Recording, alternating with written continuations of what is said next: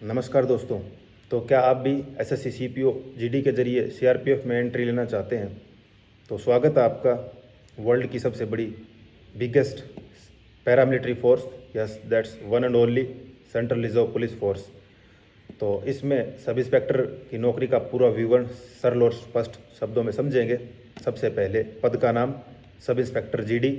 यह पद एक ग्रुप बी नॉन गैजेटेड अधिकारी का होता है।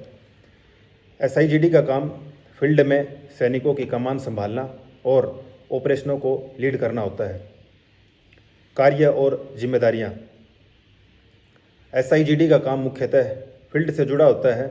मुख्य जिम्मेदारियां इस प्रकार हैं: अपनी कंपनी या पलटन का नेतृत्व करना, ऑपरेशनों जैसे नक्सल विरोधी, आतंकवाद विरोधी, दंगा नियंत्रण आदि में भाग लेना, जवानों की ड्यूटी, अनुशासन और सुरक्षा का ध्यान रखना, सीमा क्षेत्र, जंगल, पहाड़ी या संवेदनशील इलाकों में तैनाती, प्रशासनिक कार्य जैसे रिपोर्ट बनाना, हथियार और उपकरणों की देखभाल आदि। तो ये तो थी कार्य और जिम्मेदारियां। अब हम देखते हैं वेतनमान, सैलरी स्ट्रक्चर, जो कि इसका सबसे इम्पोर्टेंट पॉइंट है। पे लेवल दोस्तों, ये पे लेवल 6 में आता है, जो 7th पे कमीशन के अंडर में है।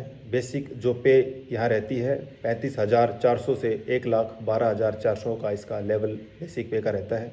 ग्रेड पे 4,200 रुपये से स्टार्ट होती है। इन हैंड सैलरी जो अप्रोक्स है दोस्तों, वो 55,000 से 65,000 प्रति माह रहती है, जो कि स्थान और भत्तों के अनुसार बदल सकती है। आइए जानते हैं भत्तों के बारे में। सीआरपीएफ एसआईजीडी को कई प्रकार के भत्ते मिलते हैं, जिसमें शामिल हैं dearness allowance DA, house rent allowance HRA यदि सरकारी आवास नहीं मिला हो, ration money allowance, risk allowance या फील्ड एरिया अलाउंस। इसके अलावा hard location allowance, uniform allowance और मेडिकल फैसिलिटीज़ जैसे ईसीएचएस और सीजीएचएस शामिल हैं दोस्तों। इसके बाद अगला पहलू है परिवार के लिए आवास, फैमिली अकोमोडेशंस। आइए जानते हैं सीआरपीएफ एसआईजीडी के लिए फैमिली अकोमोडेशंस में क्या क्या फैसिलिटीज़ अवेलेबल रहती हैं। तो अधिकांश बटालियनों में सरकारी क्वार्टर्स उपलब्ध कराए जाते हैं। फील्ड पोस्टिंग के दौरान परिवार पीस लोकेशन पर रह सकता है। कुछ जवान फैमिली अकोमोडेशंस पाने के लिए वेटिंग में रहते हैं, लेकिन अधिकतर को समय पर मिल जाता है। तो आइए दोस्तों आगे देखते हैं नौकरी का जोखिम, रिस्क इन जॉब। तो एक सब इंस्पेक्टर जीडी की जॉब में क्या क्या रिस्क इन्वॉल्व रहते हैं और अपने जॉब के दौरान वो किस किस क्षेत्रों में इस तरह के खतरे का सामना उसको करना पड़ सकता है, आइए जानते हैं। यह नौकरी बहुत चुनौतीपूर्ण होती है। हाई रिस्क ड्यूटी जैसे नक्सल क्षेत्र, आतंकवाद प्रभावित इलाके, दंगे आदि में तैनाती हो सकती है। लंबे समय तक परिवार से दूर रहना पड़ सकता है। फिजिकल और मानसिक तनाव दोनों अधिक होते हैं दोस्तों इसमें। बट ऐसी बात नहीं है। रिस्क वाले एरिया में आप जिस टीम में आप काम करते हो उसका एक अलग ही मज़ा होता है और आप उस लाइफ को भी इंजॉय कर सकते हैं। तो वो भी एक अलग ही टाइम होता है और हमेशा यादगार बनता है। चलिए अगले पॉइंट पर चलते हैं, जो है डेपुटेशन। तो सीआरपीएफ कर्मियों को एसपीजी, एनएसजी, एनआईए, आईबी, रो, यूएन पीस मिशन जैसी एजेंसियों में डेपुटेशन पर भेजा जा सकता है। डेपुटेशन पर भत्ते और सुविधा सामान्य से अधिक होते हैं। आइए देखते हैं प्रमोशन अपॉर्चुनिटीज़। और चूँकि आप एसएससी सीपीओ एसआईजीडी के थ्रू आ रहे हैं, तो इसमें इंस्पेक्टर और एसी, डीसी, टूआईसी कमांडेंट ये रहेगा आपका प्रमोशन का क्रम। तो नियमित प्रमोशन जो है सीनियरिटी देखी जाती है आपकी, उसके साथ आपकी एसीआर रिपोर्ट और डिपार्टमेंटल परीक्षा इसमें रहती है, जिसमें इसके अलावा एलडीसी एग्ज़ाम होता है, जो होता है लिमिटेड डिपार्टमेंट कॉम्पिटेटिव एग्ज़ाम, जिसके थ्रू आप डायरेक्ट सब इंस्पेक्टर से असिस्टेंट कमांडेंट में आप अपना दावेदारी हासिल कर सकते हैं। तो दोस्तों वैसे लगभग जो हर प्रमोशन जो है उसका टाइम होता है 8 से 10 साल के बीच में, और इस पे डिपेंड करता है स्थिति पे भी। बट जो मिनिमम इसका टेन्योर रहता है प्रमोशन के लिए सब इंस्पेक्टर के बाद में कम से कम 7 से 8 साल का टाइम रहता है इसमें इंस्पेक्टर प्रमोट होने के लिए। तो प्रारंभिक अवकाश या नौकरी छोड़ना, अर्ली डिस्चार्ज।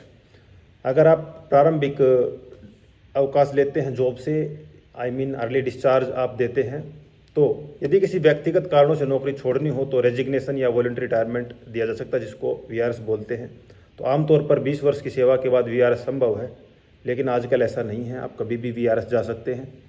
अगर आप 10 साल से पहले वीआरएस जाते हैं तो उसके लिए आपको एक अमाउंट पे करना होता है, जिसके अंदर आपकी ट्रेनिंग के दौरान किए गए खर्चे और बाकी जो भी कोर्सेज़ आपने किए हैं उसका अमाउंट इंक्लूड रहता है। और जैसे जैसे आप 10 साल के नज़दीक जाते हैं तो वो अमाउंट आपका कम होते जाता है और 10 साल के बाद आपको कोई भी अमाउंट पे नहीं करना होता है। तो शुरुआती वर्षों में छोड़ना कठिन होता है क्योंकि ट्रेनिंग और अनुशासनिक नियम सख्त होते हैं। आइए चलते अगले पहलू पे, पेंशन और अन्य लाभ। 2004 के बाद भर्ती हुए कार्मिक एनपीएस नेशनल पेंशन सिस्टम के अंतर्गत आते हैं। तो रिटायरमेंट के बाद पेंशन का एक हिस्सा सरकार और कर्मचारी दोनों के योगदान से मिलता है। ग्रेचुइटी, लीव इनकैशमेंट, मेडिकल और अन्य रिटायरमेंट बेनिफिट्स मिलते हैं। तो दोस्तों 2004 से जो पहले वाले कार्मिक थे उनको ओल्ड पेंशन स्कीम थी और उनके लिए एक निर्धारित पेंशन जो है सरकार ने दे रखी थी। बट अगर आप 2004 के बाद भर्ती हो रहे हैं, ये वीडियो अगर आप देख रहे हैं तो ऑब्वियसली आप 2004 के बाद ही भर्ती हो रहे हैं, तो आप नेशनल पेंशन स्कीम के अंडर में आएंगे, जिसमें आपका और गवर्नमेंट की जो पार्टनरशिप रहेगी वो बराबर की रहेगी और उस राशि से ही आपकी जो है भविष्य में पेंशन निर्धारित होती है। तो आइए देखते हैं फ़ायदे, एडवांटेजेज इसके। ये एक स्थिर और सम्मानजनक नौकरी है। स्थिर इन द सेंस आपको परमानेंट जॉब एक है, गवर्नमेंट जॉब रहेगी, परिवार के लिए सुरक्षा रहेगी, जीवन भर आपकी जो मेडिकल सुविधाएं फ्री रहती हैं। दोस्तों इसके अंदर काफ़ी अच्छे लेवल की मेडिकल फैसिलिटीज़ अवेलेबल रहती हैं, जिसमें सीजीएचएस और आयुष्मान आजकल इंट्रोड्यूस किया गया। आयुष्मान एक बहुत ही अच्छी फैसिलिटी है जो कैशलेस ट्रीटमेंट आप ले सकते हैं, इसमें आपको एक भी पैसा नहीं देना होता है।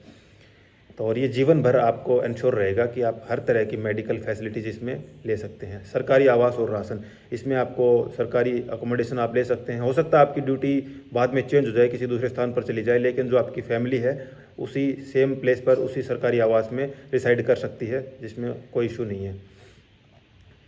और इसके बाद जीवन जो है देश सेवा का गर्व।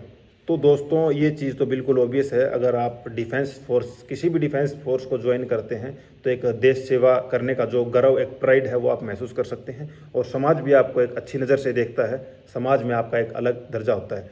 तो आइए देखते हैं चुनौतियाँ, जो चैलेंजेस हमारे डिफेंस फोर्सेज में है, सब इंस्पेक्टर जीडी की जॉब में जो रहते हैं क्या रहते हैं। लंबे समय तक घर से दूर रहना, आपको लंबे समय तक घर से दूर रहना पड़ सकता है अगर आपकी पोस्टिंग किसी रिमोट या डिस्टर्ब एरिया में है जहाँ पे फैमिली अकोमोडेशंस की फैसिलिटी अवेलेबल नहीं होती है, तो लंबे समय तक आपको ऑब्वियस घर से दूर रहना पड़ सकता है। तनावपूर्ण माहौल, तो उस लोकेशंस पे जहाँ पे एक फैमिली अकोमोडेशंस नहीं रहेंगी और आपको वैसे भी घूमने फिरने में काफ़ी बाउंडेशंस रहेंगी, क्योंकि एक डिस्टर्ब एरिया है, आप ईजिली कहीं पे भी मूव नहीं कर सकते हैं, आपको काफ़ी सीमित जगहों पे जाना रहता है, तो तनावपूर्ण माहौल रहता है। सीमित छुट्टियाँ, इसमें छुट्टियाँ सीमित रहती हैं, जिसमें आपकी 60 डेज़ की अर्नड लीव रहती हैं और 15 डेज़ की आपकी कैजुअल लीव्स रहती हैं। उच्च जोखिम वाले ऑपरेशंस आपको इसमें करने पड़ सकते हैं। बिल्कुल, अगर आप सीआरपीएफ में आ रहे हैं या किसी भी पैरामिलिट्री फोर्सेस में आ रहे हैं तो आप सेफ जोन से बिल्कुल आपको बाहर रहना पड़ेगा और आप अपनी टीम के साथ आपको बढ़ चढ़कर हिस्सा लेना पड़ेगा, फिजिकली फिट रहना पड़ेगा और हर तरह का जोखिम वाला जो भी टास्क आपको दिया जाएगा बखूबी आपको निभाना पड़ेगा और यही हमें बनाता है सबसे अलग। तो इसी के साथ दोस्तों विराम देता हूं मैं आज के हमारे इस व्लॉग को। उम्मीद है आपको पसंद आया होगा। अगर आपको और भी कोई अन्य जानकारी चाहिए तो आप प्लीज़ कमेंट करें और मुझे बताएं। Thank you very much, have a good day. जय हिंद।